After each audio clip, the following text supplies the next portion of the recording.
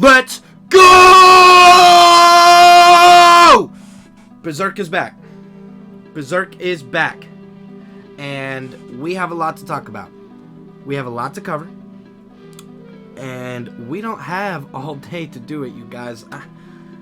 I mean, I've got to work out. I've got things to do. You know, I've got jobs to apply for. So let's get into this. Let's get right into this, all right? Kentaro Miura's legacy will live on with the continuation of his hit manga series, Berserk. Miura died in May 2021, leaving the series unfinished. A year after his death, his close friend Koji Mori confirmed that the series will be completed under his supervision.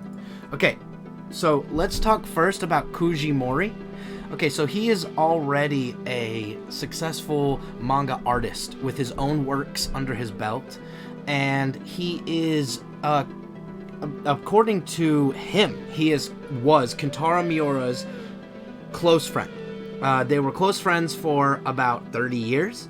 So Mori really understands Miura and knows the Berserk story in and out, unlike most people.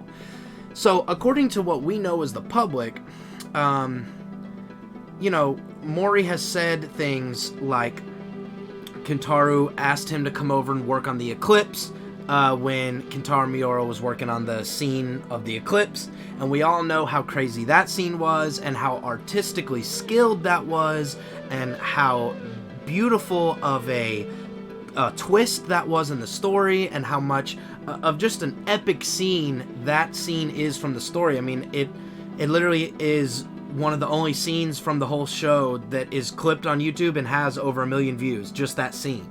You know, there's tons of scenes with tons of views, but the Eclipse scene is pretty pivotal in the story of Berserk, okay? It's like a centerpiece. So, the fact that Mori helped Kentaro with that from a story idea angle and helped him artistically, that says a lot about this guy's credentials, in my opinion, when it comes to furthering the story, okay? Secondly, Koji Mori has also talked about a bunch of stuff now. We have a lot more information to go off of. He has been saying that he feels like Kentaro Miura would be disappointed if he didn't help the story actualize and continue and finish, because Mori knows so much about the story, right? Like, he feels like his friend Kentaro would be disappointed in him for not helping the story to finish and reach at least some sort of conclusion, if not ultimately finish it. And so the Gaga Studio, I believe that's who it is, who worked on this story, and or maybe Young Animal. I forget the exact who the anime group is of the publishers and the artists, but I do know that Kentaro Miura had he had a team of assistants that he trusted a lot with the future of this story, and there were even rumors that his anime, Doranki, I think, had been made to sort of test the assistants on if they could handle the continuation of Berserk. You know, that's an interesting theory, and I definitely want to emphasize that it's okay if you are someone who sees all of this and thinks to yourself, well, they're just continuing this for corporate greed, right? They're just continuing the story because corporations need to monetize anything and everything underneath the sun, including a legend's death like Kentaro Miura. But, rest in peace, it does not seem like that is the case. As far as the general public can infer, I personally believe it's logical to infer we are sort of in a realm here that is genuine. It seems like his best friend, you know, wants the best intentions for Kentaro Miura's legacy for the sake of the story, and wants to give audience members and beloved fans the continuation that they deserve, right? So if you're a true fan here, I'm not gonna knock you if you feel like there's corporate greed involved and you don't want to continue with the story because of that. That's valid. But I do not think this is a time period to be a Kentaro Miura purist, in the sense that it, you know, if according to this guy's best friend of 30 years, he would have wanted the story to continue. Well, if that's the case, you guys, then it kind of hurts Kentaro Miura's dream to sit here and say, oh, well, I wouldn't want the story unless Kentaro's involved personally. That's not, according to what we know as the public, that's not what he wanted. It doesn't seem like that's what his wishes are for this story. It doesn't seem like his wishes were to end it at 364. If that's the case, then Kentaro Miura purists are in the wrong and need to understand you're trying to think for a dead man, and a dead man's wishes are being explained through his best friend and his close personal assistants, and they are doing everything they can to stay as close as possible to what Miura wanted for the story, and they're staying as close as possible to what he had spoke and actualized into reality. Because Mori's saying, oh, I had private conversations with Kentaro about how the story would end. Would people be upset if I drew this? Would people be upset if I did this with the story? So, the purists, they might say, oh, well, it's not Kentaro Miura actually drawing each panel and actually finishing the story with his mind, so it can never be. But it's like, guys, this man, you know, we're all mortals limited by our mortal lifespan. When you die, I hope people understand this, but when you're on your deathbed, you're gonna want things to continue, especially things that you created and were in your name. And if they have to continue through a trusted good friend and colleagues, I think that that is well within a logical, reasonable scope of being like, hey, this is what Kentaro actually would want. You know, we're not just gonna hyper focus on the fact that he is or isn't drawing the panels. There's a bigger picture, right? And so it genuinely seems like the bigger picture is being handled by the appropriate people. It seems like Mori will help the story continue in a way that we will be proud of as fans, and that we will thoroughly enjoy too. I think so. And I am so hyped, more than hyped, for this story to continue. I have made videos on Berserk before. I have talked about it. It is one of the only stories in all of literature that has got me fired up as it personally does. It reaches such a wide audience on so many levels if people give it the chance. I would recommend this story to anyone and everybody, because everybody can relate to battling personal demons. Everybody can relate to receiving help whether they ask for it or not. I was really thinking when I said that in terms of Skull Knight. Everybody can relate to deep personal internal struggles. Everybody can relate to jealousy. Everybody can relate to having big dreams and goals for themselves. And so I think this story touches on, I think it brushes its magic brush on so many different topics. It's very hard to compare it to anything else. You know, when I think of great literature works, I think of Shakespearean tragedies. I think of, hot, like, scholastic readings. Like, so I think of Lord of the Flies, To Kill a Mockingbird, things like that. You know, that's like Huckleberry Finn, Tom Sawyer, all these, like, great works of literature that people have marveled at over the years. In my head, this is one of them, if not above them. Because I'm not saying that Berserk should be necessarily in the scholastic curriculum, but what I am saying is that if it was at a high school level, I think it would just help people more than hurt people, because it's ultimately just an interesting story. It comes from a dark place, but here's the thing, our world is dark, so I see it as more of a realistic fantasy type scenario. Like, I understand there's a lot of unrealistic things that happen in the story, but it's all meant to be metaphorically taken in a, okay, you could argue that the eclipse is happening in the story. Of course it's happening. I'm not saying it's not happening, but you could argue that the eclipse is, metaphorical or symbolic of people's darkest moments, their rock bottom, right?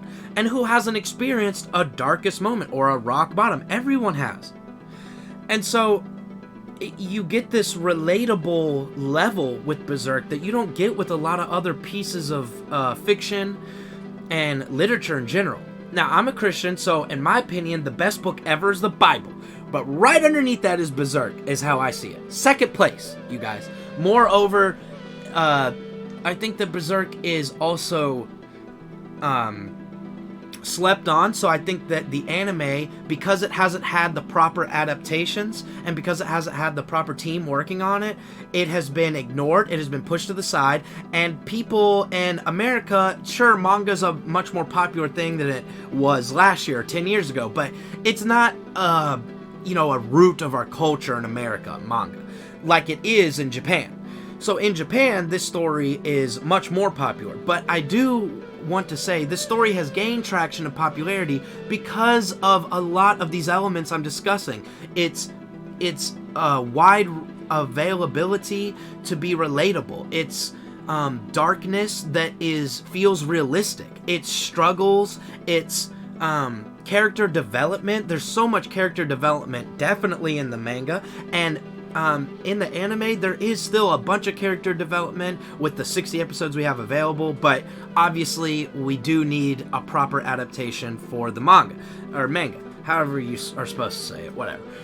And really, I was meaning to say the anime, because we need somebody needs to come and do this anime justice, to animate it properly, to get good graphics going on, good shading, good illustrations. And if we got that done for this show, Berserk, I don't see why Berserk wouldn't be the next Attack on Titan, or Naruto, right? Because Naruto and Attack on Titan have seen a lot of Western success.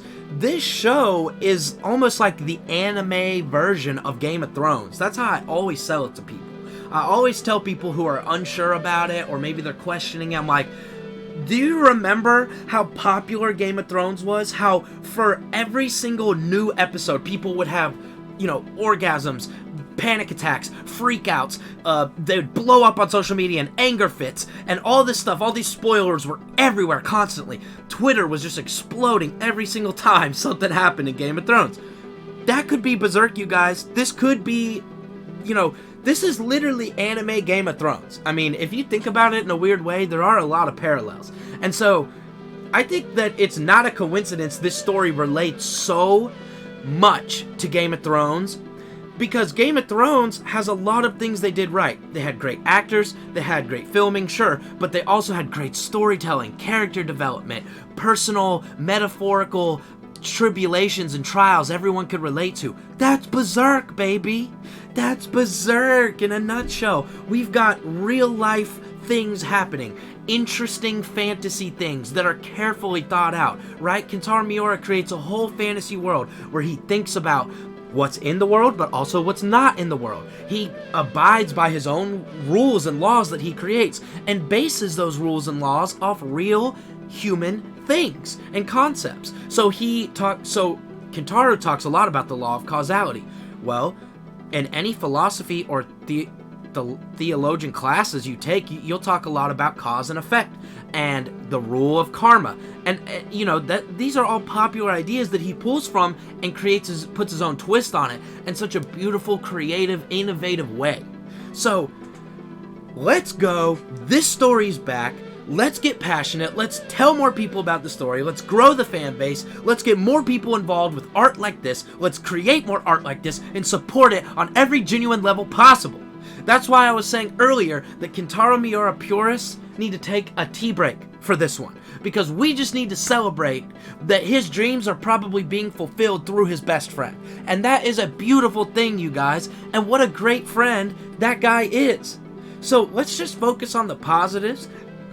And as a community, let's just talk about the good and try to perpetuate the story and give it more outreach and give it more power than it already has. Because I know a lot of people who've said this story touched me in a way nothing ever has. Nothing ever has. And I feel that. I resonate with that. I live with that. I live that in my day-to-day. Berserk helps me. I think about Guts and his struggles, and I think about every time I'm lazy, how Guts wouldn't be. And I think about how every time I'm at the gym, Guts would push harder and faster and stronger. And, I just relate this story personally on so many levels, but I think so many people can benefit from it on so many levels as well.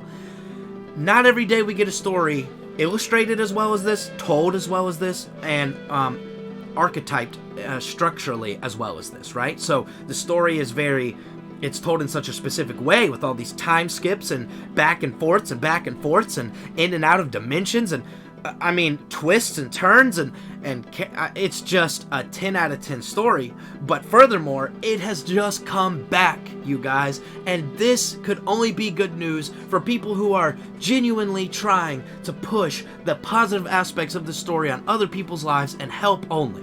Okay? This is a good thing only. Let's help it be that good, awesome thing that it can and already is. That it can be more, but, you know, let's help it where it's at.